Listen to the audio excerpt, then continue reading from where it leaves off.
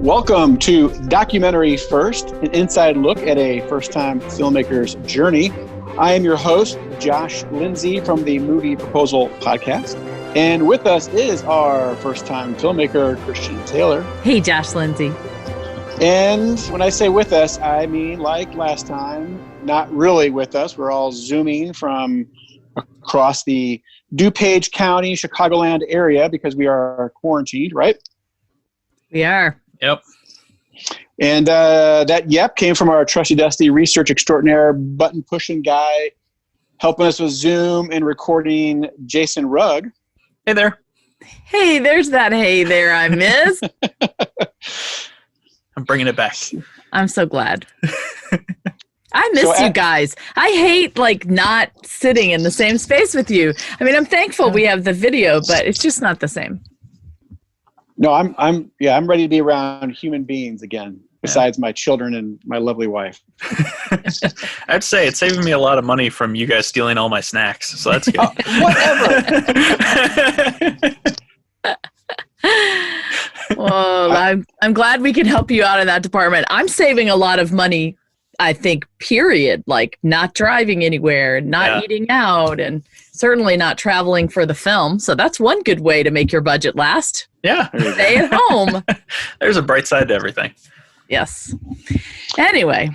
So we are talking about The Girl Who Wore Freedom, and we're in the midst of submitting to film festivals and finalizing the film, even though we thought the film was finalized already. So why don't you bring us up to speed, Christian? Where are we at with the movie right now? Yeah, thank you for asking that. Well, it's been an interesting week. There have been some highs and some lows. So the good thing I can report is that we still had donations come in last week. It blew my mind. It was from repeat donors, but I thought for sure we'd never have any more donations again. And over the course of the last week, we did have about $4,000 donated. So wow. I was very encouraged about that. That is going to give us a little bit of cushion now. I think we have $5,000 in the bank. So that will give us a little cushion. I also spent more time getting our payments deferred.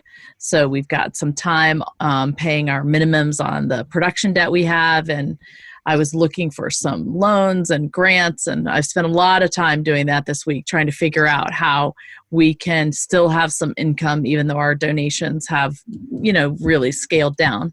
And, with the film, while I was doing a lot of that, Jeff Kurtnacker, our composer, was finalizing the score. So if you remember last time we talked, the film was locked, which means the story was completely set. All of the visuals in the film, have been chosen. They're not going to change unless we have to take some archival footage out and have to replace it because of rights issues or quality issues. So we finished. So we gave it to Jeff, and he has now finished the score for the final time.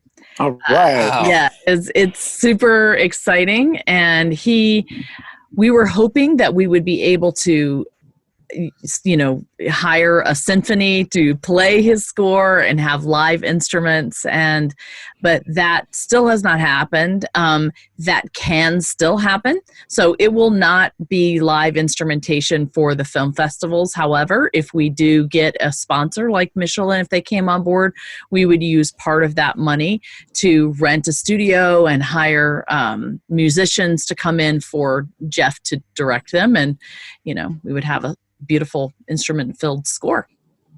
So you mentioned Michelin. You had showed the film out there, gave them a proposal to partner with the film. Is that just on pause right now? What's the latest with that? I did finally hear back from them this week. They said that all of their funding has been placed on hold. So it's just indefinite hold, and they are using any funds they can to help the communities that they're involved in. So, Michelin North America is in Greenville, South Carolina. Michelin in France is not too far from Normandy. So they are using all of their funds in the different places where they are for the communities that need them. So, and they certainly don't have time to worry about this. Now, I think if I get into a film festival, let's say we get into the Sheffield Film Festival or Traverse City or Toronto, and I was to go back to them and say, we really need to revisit this because this is coming up, and if you want to be our partner, now's the time, there would be an urgent reason for them to address it. But right now, I think they don't need to. They know they don't need to. So I can't, rely on that. And you mentioned you were applying for loans and so forth. I mean, like, is what you're doing qualify for what's being offered in terms of like bridge loans and small business loans and things like that right now? I'm so thankful that you asked that question. This has been a very educational week in terms of understanding. I don't know why anybody listening to this podcast is going to need to know this in the future, but hopefully you'll never have another pandemic that hits you. But I just didn't understand a lot about what resources were available to me as a small business. So even this week, I was going to go apply for some grants in Illinois. And in order to do that, you had to apply in this Illinois grant database, and you had to provide a DUNS number, DUNS number. And I didn't know I had one. So you can look up and see if you do. And when I first did, I didn't. And so I went to apply for a DUNS number, but at Dun & Bradstreet, it was going to take a long time, and I knew I needed it quickly. So they had an expedited version for like $220. So I said, well, I'll do that. So I did that. And today I got a phone call from someone at Dun & Bradstreet who said, now, your form wasn't all the way filled in, which is crazy because it was, but I just want to make sure you know what you're signing up for. And so it turns out that on their website, it is confusing and it's kind of a mess. And there is a place where because I'm just applying for a grant, I can apply for free and they'll give me the results in 24 to 48 hours. So wow. She gave me a link to that and then said she'd refund my money, and then did some more research and found out that I have 3 DUNS numbers. One for Christian Taylor, who was a sole proprietor, then Christian Taylor Open Taylor Productions Limited, which was a S Corp, and then Christian Taylor Open Normandy Project LLC, which is an LLC. So for each one of those, there are 3 different numbers, except, I'm the owner of all 3 of those. And so that's been a mess. And then with this stimulus package that just went through, I've got a, graduate degree, I think, in this now, thanks to my assistant, Melissa. I'm laughing because I always call her Michelle for some stupid reason. But anyway, my assistant, Melissa, thank you, Melissa, I love you dearly. She has been on Johnny on the spot for helping me figure this out from the very beginning. And we did apply for the EIDL loan, which is the Economic Disaster and Injury Loan. And this loan originally said that you would get up to you could apply for up to $200,000. And the first $10,000 of it was forgiven. And the rest of it, you would have to pay back over a 30-year term at 4% interest. So I thought, okay, well, I'll do that. And then I will lump all of my debts together and pay those back at a much lower interest rate, and then also use some of it to get the rest of the project done. Well, from the time that was the deal in the original stimulus package, what actually has happened is that, like, this week, they wrote us all a letter, people that applied, and said, so what we've decided to do is you have applied, you are being considered, we are going to, everyone is supposed to get this $10,000, but because so many people want it, you're only going to get $1,000 per employee. Wow. And you have one employee, right? One employee at Taylor Productions and one employee in Normandy Project. Oh, okay. And are they both you? Yes. Now, here's the other problem. The other option was the PPP loan, where you would do the payroll thing.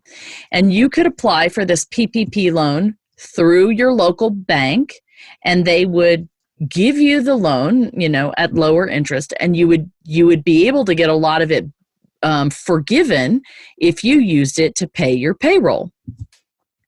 It sounds fabulous. And we started to apply to that because then I could pay Bill and I could pay all these other people, until we realized that they actually had to be, W-2 employees. And because I am, basically an S Corp, I don't have employees because I have no money to pay them. I have subcontractors. So I haven't paid payroll even to myself. In the past, when my businesses were making money, I would pay myself a payroll. But all of anything that we've brought in for donations or any money that I have made doing voiceover or acting has all been funneled into the business, which is operating at a loss. So I haven't even been paying myself. So I can't even show I've run payroll on me. So I can't apply for any PPP at all for anyone. And what they told me was that, all of the people that I hire as subcontractors can apply for their own PPP, submitting their 1099s or their or their pay stubs or whatever. But that doesn't do Normandy Project and the Girl Who Wore Freedom any good. Right. Because I can't hire those people. I have work for them to do, plenty of work for them to do, but there's no way that I can hire them. So for me, this stimulus package has been a complete bust because my husband makes too much money on his own, so we get nothing there. And then my business gets nothing here. Wow. Yeah, it's been a really frustrating situation to try to figure out. So now I'm desperately trying to figure out how not to sink, because my businesses both have overhead that's set for, payments to come out of, whether they're for, the loans that we took out for production in the first place, whether they are subscriptions that we use for all of our virtual office, right? So I'm not quite sure what to do. It's a good thing that I'm a Christian and I have faith, because I don't know what people do when they don't, believe that their needs will be. But wouldn't you have the same problem? Wouldn't you have the same problem even without what's going on in the world today? I mean, because you're donations based, and so anything can slow donations down. Anything can, but over the past 2 years, we've been able to meet all of our monthly overhead and more by doing the events we were doing. Right. Which you can't do anymore. Which I can't do anymore. Mm-hmm. So, for example, I also applied for a lot of artist grants. So there are tons of artist grants everywhere. This just drives me crazy. So I went out immediately and I was applying for all of these artist grants. And a lot of them were any of your events canceled where you would have made money this year? Well, the answer is yes. However, we can't prove that because we haven't gotten into any of the festivals yet. Right. And all of our events that we had planned were self-promoted events. It wasn't like we were at Lala and got canceled, or whatever. Yeah. And so we can't show that.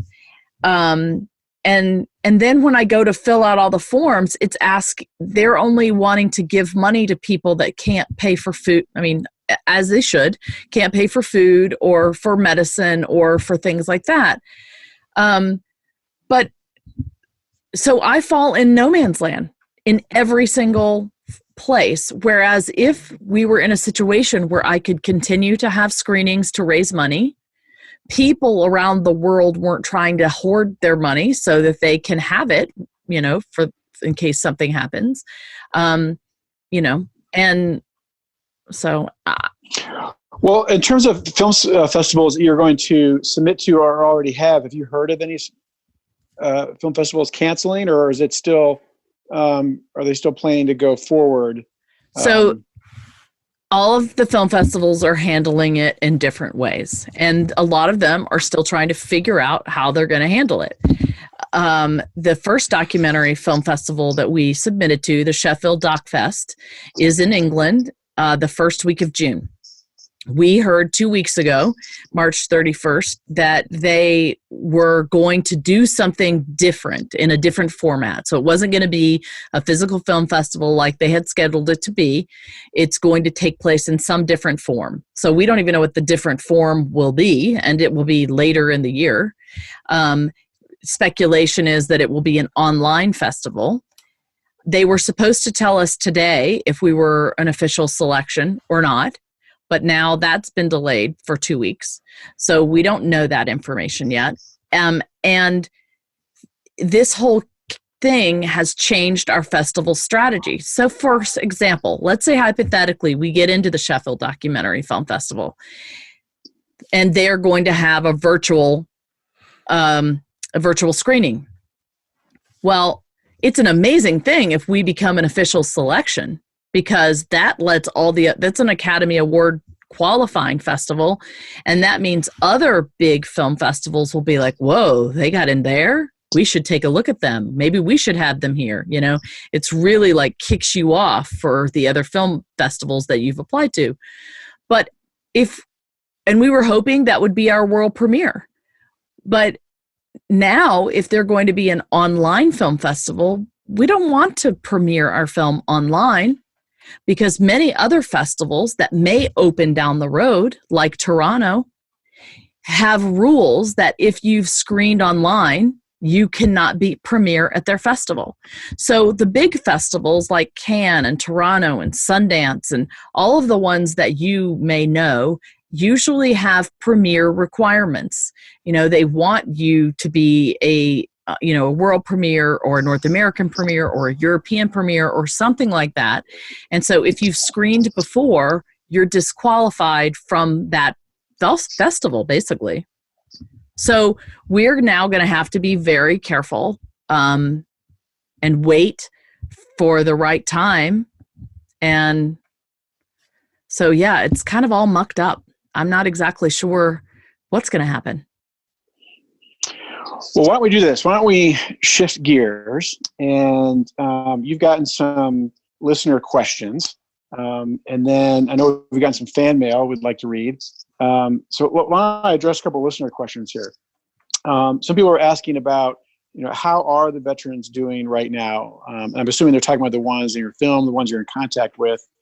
And how are your friends in France doing? So how is everyone doing right now? Yeah, Kristen? I'm so glad somebody asked that question. I just got off the phone today with Jack Hamlin.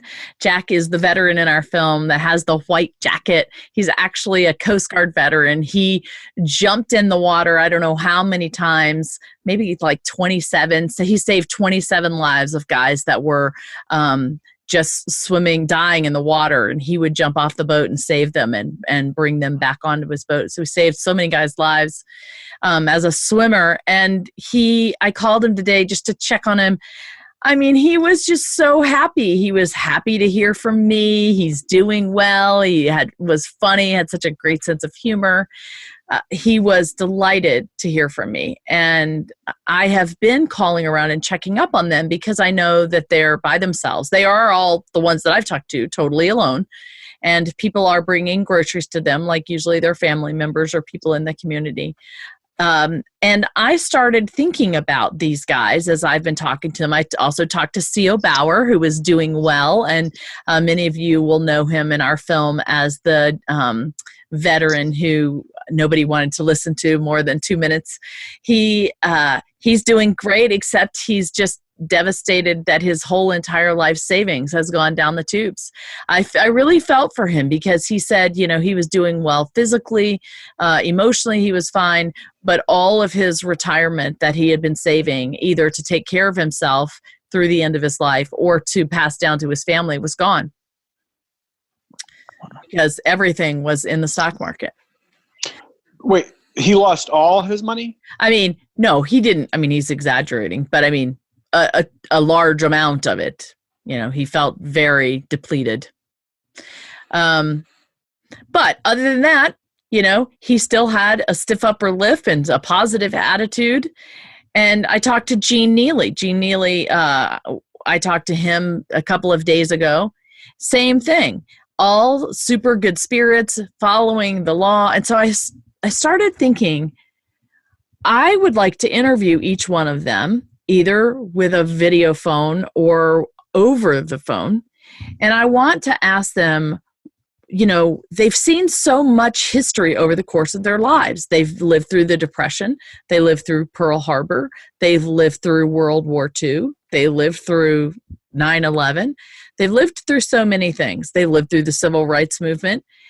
And over the course of the time, they've developed, I think, ways of thinking and coping about crisis and difficulty. And so I wanted to get their opinion about what America was like back then. How did they get through the Depression? How did they get through World War II? What did they think when, you know, in times of adversity to like get them through?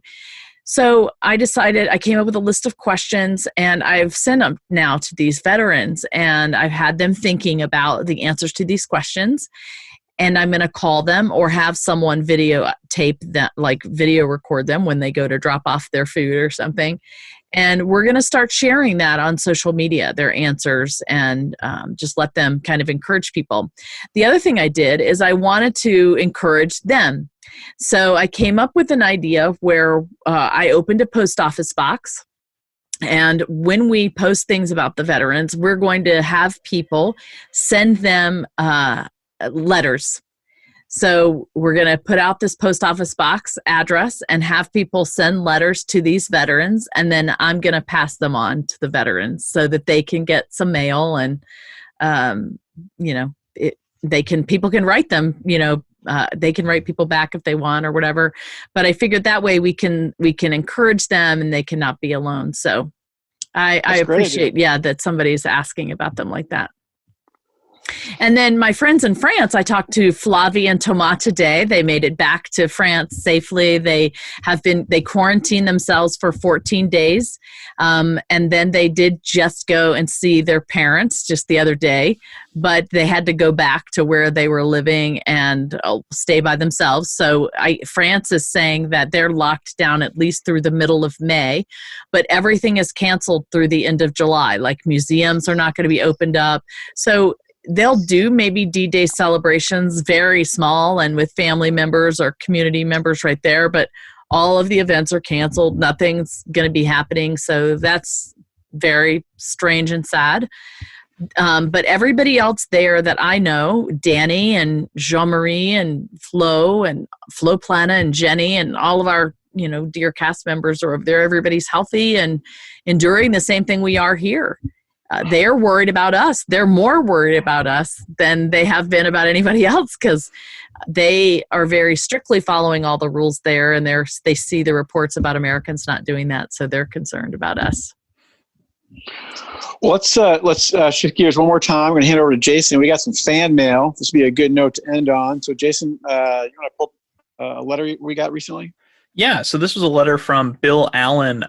Christian, do you want to fill in who Bill is a little bit? Bill Allen is a professor of French and Italian at Furman University, and we met when we went to Michelin. He brought some of his French students and some other colleagues there.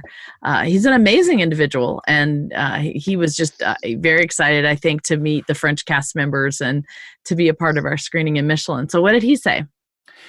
So this is from Bill. He said, I hope everything has been going well since we met in Greenville last month. I believe seeing your beautiful film at the Gunter Theater was my last trip out in public. I wouldn't have missed it for anything. However, it was a truly moving experience and such a highly professional, polished production. It's just astounding that this was your first film. As you can imagine, after 30 years of touring Normandy with students, seeing countless films on the subject, and reading a number of books for my teaching. I thought I knew the story pretty well and had seen it from all perspectives. But what you have done is something truly new and significant. I've had glimpses of the kind of positive attitudes towards Americans that those interviewed in your film showed, but never with so much rich detail and heartfelt sentiment. I do hope your film reaches the broad audience it so richly merits. And soon. Very cool. Wow, that's awesome.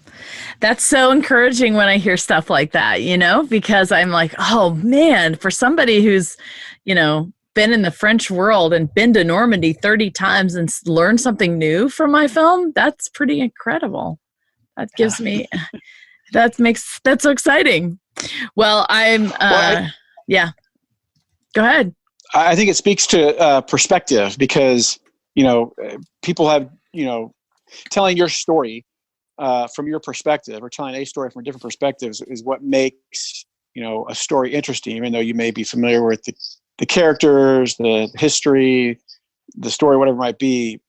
Perspective says a lot. And you had a unique perspective, which makes this film appealing to a lot of people because they've just never seen it from your vantage point. So that's a really interesting point. Thank you, Josh. Well, you're welcome, Christian. So let me just tell you real quick what we've got going on right now. We're still working on the rights and clearances part of it. We ran into more bumps this week, trying to figure out how to work with our archivist. He originally said that he wanted us to send him the reels we were using. So we sent him the complete reels. Then he said, wait a second, I need the clips in your film because I don't want to spend all this time searching through the reels. So we sent him the specific clips. Then this week he said, wait a second, I can't really tell anything from these specific clips. I'm going to need them in context. And we're like, oh my goodness. So we're kind of back to the drawing board, trying to figure out how to communicate with this archivist and show him what we need so that he doesn't have to spend a ton of time trying to find what we need. So that is still happening. We hired a credits guy who's going to actually design our credits. He's a designer / motion graphics guy. And so he gave us some mood boards the other day and suggestions about what the end credits will be like. And I'm so excited because it looks like, how at the end they have these lanterns that float off at the end. So he sort of is using the lantern light and themes to color the end credits. It's awesome. Wow. Can't wait to show you. We're going to have some World War II war poster iconography in there. And so they're going to be very cool. His name is Daniel Petterino. He's lives in Nashville. So we're happy to have him on board. How did you find him? He works with Bill Ebel, our editor. He works for Five Stone in Nashville. And so Bill introduced us. Wow. I think, from your perspective, Christian, you're in the heat of it. And so you feel more of the pain, if you will, of lack of progress or setbacks or things like that. But, from like Jason and I's perspective, who are not in the midst of making the film, it is clear that, you've never made a film before. This is all in donations. The ball just keeps getting moved further and further down the field, and so I'm always encouraged when you talk because there's so much more progress, even though it might feel like one step forward, 3 steps back for you. Every time you're further along, because last time we talked, you didn't have a credits guy. Yeah. The score wasn't finished. So I'm not worried about this film at all. I'm just excited to see what happens in the film festival world. So keep it up. Wow. I'm so glad you said that because I think I can't see the forest for the trees. You're right. I'm so focused on what I still have to do that I don't even remember having the problem of not having the credits guy. Yeah. I just am thinking about the fact that we're not done. Right. I mean, a week ago or whenever it was, we talked, I guess it was more than a week ago. You brought up, you're looking for someone to do the credits and, and that's not the first time you said, hey, we're looking for someone to fill in the blank. And then inevitably you find someone through a volunteer, someone who knows someone, whatever it might be. And that's the neat thing about this journey. But again, you being in the midst of it, you don't see that.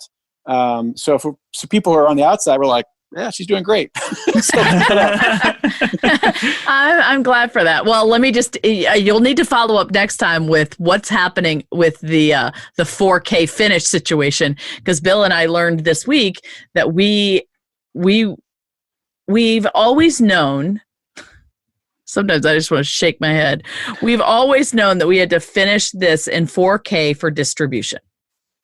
So knowing that, we probably should have started doing all of this in 4K from the beginning, but we didn't. We were finishing in 1080p because it's easier to work with smaller files than it is with 4K files. Now we realize what a mistake that was, because it is now going to be so hard and complicated to finish in 4K because we have to go back and reattach all the original files and things like that to the timeline, and it's going to be a nightmare for us. And in doing that, we even found out that we're missing some of the raw files, which now is another big problem that we have to solve. So I do think you're right. I keep bumping into big problems, although I'm not worried anymore. You know, I have crossed that Rubicon. Like, I'm not afraid of this film not getting made. I'm also not afraid of this film not being good. It will be made, and it will be better than a lot of stuff out there that's on Netflix that I've watched or tried to watch. So I'm not kind of worried about that anymore. But it is still a lot of work to do, and somebody has to do it. And I do think I find myself saying, I cannot, in these days of like 4 weeks, I've been in my house I haven't barely been out of my house in 4 weeks. It's so easy not to get up and get dressed and decide to go to work in my office. And I think I could easily just slack off. And I'm sure people on my team might be happy if I gave them a break for a little bit. But I know that if I don't push it, it will not get done. And I just remember Ken Burns saying to me in my master class, have faith, have perseverance, do not quit, and it will get done. And that is a great note to end on, Christian. Well said. So, thank you. All right, everyone. Remind us, Christian, where can they go? The website? So please go to normandystories.com and check out our trailer, our podcast, our blogs. We are just doing some really fun things there. Also, we bought a whole bunch of inventory of our books and to sell at all of our events. So now we have a great stock of Girl Who Wore Freedom books. So if you would like a book, please email normandystories.com. Oh, no. Email Christian@normandystories.com and we will get a book out to you. And if you have any fan mail you'd like to send us, send it to Christian@normandystories.com and we can read it on the air. Awesome. Well, hey, everyone. Thanks for listening to Documentary First, where we believe everyone has a story to tell, and you can be the one to tell it. Bye, everybody. Thank you for listening to Documentary First. We really appreciate your partnership with us. We can't do any of this without you, so thank you so much for listening, for donating, and for following along on our journey. If you are able to make a donation this week, we really would appreciate it. We are supported by donors who give us $100 or less, so anything helps. Also, if you're able to share the news about the Girl Who Wore Freedom with your friends and family, please do that on Instagram, Facebook, Twitter, or email, and sign up for our newsletter at normandystories.com. Please go to normandystories.com/donate to make a donation today.